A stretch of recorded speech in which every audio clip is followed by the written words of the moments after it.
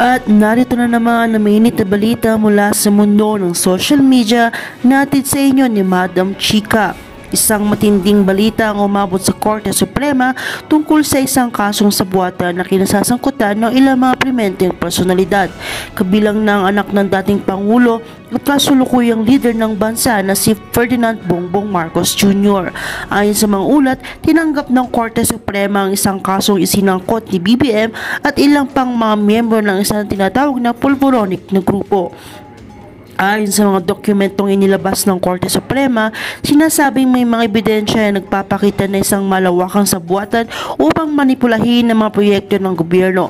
Ang sabuatang ito ay kinabibilangan ng mga kontratang may kinalaman sa mga pampublikong proyekto na umano'y may kinalaman sa mga komisyon at kickbacks na pabor sa ilang tiwaling opisyal at negosyo. Sa isang pahayag ng Korte Suprema, ipinahayag ng mga hukom na may matibay na batayan upang pag-usapan ang kasong ito sa isang masusing paglilitis. Inihayag nila na ang kasusyon ng Pulveronic ay isang organisasyong hakbang na layunin makuha ng pansariling pakibnabangan mula sa mga proyekto ng gobyerno sa pamamagitan ng mga peking kontrata at konstruksyon. Ang kasong ito ay naging kontrobersyal hindi lamang dahil sa pangalan ng mga sangkot, kundi dahil na rin sa mga lawak na epekto nito sa mga proyekto. Ang infrastruktura ng bansa kasama sa mga akusado ang ilang mataas na opisyal at negosyante na umano'y may matagal ng koneksyon sa pampondo ng gobyerno. Kabilang din sa mga inakasuhan si BBM sa panghinalaan ng pagiging bahagi ng nasabing sabuatan. Sa ngayon, hindi pa nagbigay ng pahayag si Marcos tungkol sa mga akusasyong ito. Ngunit ang kanyang kampo ay naglabas ng pahayag sa kanilang tinatanggi ang lahat ng mga paratang at handang makipagtulungan sa mga otoridad upang linawin ng mga usapin.